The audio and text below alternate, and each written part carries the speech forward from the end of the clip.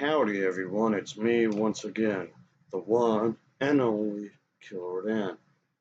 Okie dokie, I just figured I'd talk about yet another low budget feature. Yes, a blast from the past. Of course, it's something that not a whole lot of people would have heard of, but that's what I tend to do in this channel. Just talk about stuff like a lot of people may not even be aware of. I like obscurity, or whether it be horror, sci-fi, or whatever it gets. I guess in this case it's kung fu. I haven't talked about a kung fu title in a good while, so here we are. So today's martial arts film I'll be talking about. By the way, it's the uncut version. This is the uncut version I'm talking about here, just so you know. But anyway, the film was titled Adventure of Shaolin, which, by the way, also went under the title of Five Elements of Kung Fu, but also the Adventure and Shaolin, but also yeah, this one as well. So this just makes it confusing. Why does it have to have so many different titles? For all you know, this could have been different movies. All right, whatever whatever the case is. As always, folks, I do have to talk about the plot. So let's get into it, shall we? So here we go. The film depicts the early exploits of this founder of Tai Chi. Even though when you think about it, the Tai Chi and Shaolin are two different fighting styles, but okay, whatever. Anyway, yeah, there was this individual. The story pretty much starts out with this individual staying at the Shaolin Temple, and let's just say that stumbling upon the secret manuscripts that pretty much led to his, I guess, expertise, so to speak, in the crane and snake style of kung fu. The thing is that, yes, of course, when the local individual, this kind of a, let's just say, a stolen individual does pass through this town and is almost literally assassinated, he employs this disgraced monk with an axe to pretty much grind to get out the offenders, so to speak. So let's just say yes, there's a reason for all these kung fu, these fighting to start. Quite obviously, well, you do need to kick off the story, no pun intended, some kind of way. And yes, there's going to be one of these period pieces again, which personally I don't mind really. I like to watch the period pieces instead, really. When it comes to the more modern day setting of martial arts, they don't have the same kind of feel, really. I mean, of course, ultimately, what story to even matter, of course. But anyway, Shaolin, this Shaolin movie is supposed to be based upon a true real life individual, but how true to what extent, I have no idea. So I'm just gonna just talk about the movie as a movie, just so you know. So yes, allegedly this movie is supposed to be centered around the individual who invented Tai Chi, although there was that, of course. But anyway, this is pretty much fairly straightforward. Obviously, there's this evil individual. Of course, there's gonna be a bad guy. There's always a bad guy in these movies, of course. And this individual needs to be dealt with. Of course, the individual needs to be taken care of.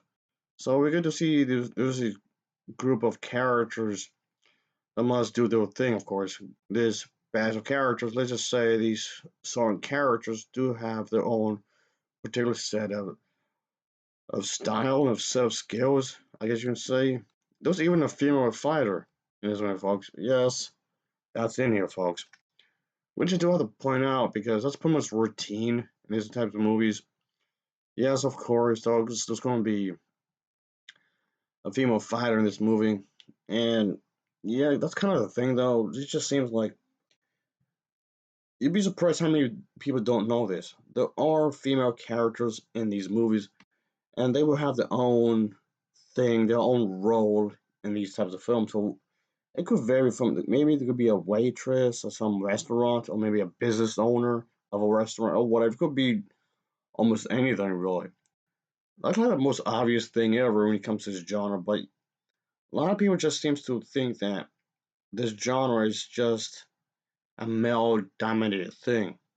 But I've seen so many of these films that yes, there are women in it. Women do exist in these movies, and you'll see that a lot of these female characters could somehow be involved in the story in some kind of fashion, which a lot of people don't seem to realize. A lot of people just immediately think of maybe like Jet Li, Jackie Chan, or maybe Chris Tucker from the Rush Hour movies, and Bruce Lee and all that. Just yes, of course, there were people just automatically, at least most of the time anyway, people just automatically think of men. Not that there's any wrong with having men as main characters. It's fine. Personally, I don't care. I just want a good story, really. If you want a female character as a main character, fine or whatever. Or a guy as a main character, or both as a main character, or even have a female secondary character. Whatever the case is, I just want to have a good story because that's ultimately what I want to see, really. At the end of the day, oh, definitely. Maybe just me though. Whatever. But ultimately, I can say that this was a pretty solid one. I didn't think this was too shabby. Again, like I said, it's very straightforward at the end of the day. And I like the fight scenes. Of course, I have to bring up the damn fight scenes. Of course, I have to bring up the fight scenes here, which I don't mind really, because it's well done. The fight scenes take place in various areas, of course, in various locations, but they're nicely done. I mean, yes, I know I've said this before. The fight scenes don't necessarily have to be like multiple areas. They would just take place in a few different areas. Maybe here, then here, and here. Maybe it's a few different areas.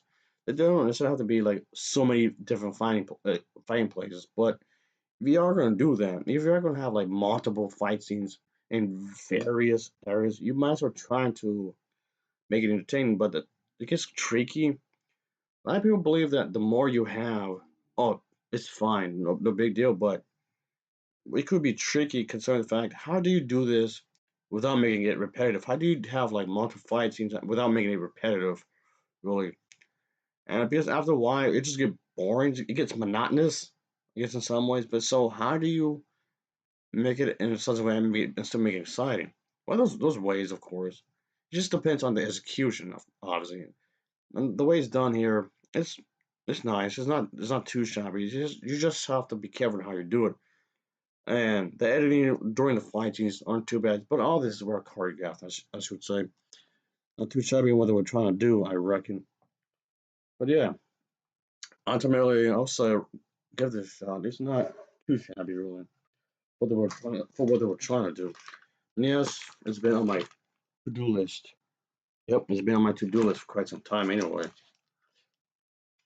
Yeah, yeah, I've been meaning to review this anyway. This is one of those films I've been meaning to review anyhow. I finally might as well get to it. Like I said, this is the unedited version, so I'll give this film an overall rating of a 7.1 out of 10. It's a 7.1 out of 10 from me. So, of course, as always, thanks for watching and take care. Until next time, see ya. Oh, yeah, later.